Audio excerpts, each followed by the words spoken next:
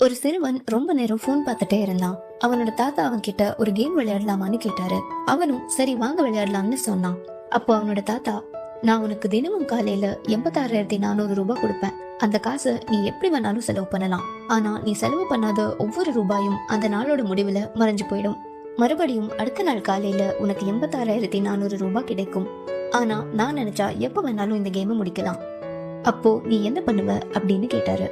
அந்த சிறுவன் பயங்கர ஆர்வத்தோட எந்திரிச்சு உட்கார்ந்தான். அப்படி கிடைச்ச செம்மையா இருக்கும் தாத்தா. நான் இருக்கிறதுலே பெஸ்ட் ரெஸ்டாரண்ட்ல சாப்பிடுவேன், உலகத்தை சுத்தி பார்ப்பேன், என் நண்பர்கள் கூட விளையாடுவேன், நல்லா என்ஜாய் பண்ணுவேன் அப்படின்னு சொன்னான். அந்த தாத்தா சிரிச்சுட்டே சொன்னாரு, தினமும் உனக்கு இது ஏற்கனவே கிடைக்குது.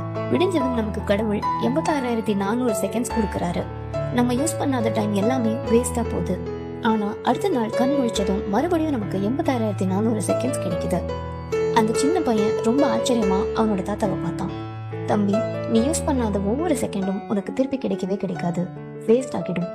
ஆனா மறுபடியும் உனக்கு காலையில 86,400 செகண்ட்ஸ் கிடைக்குது.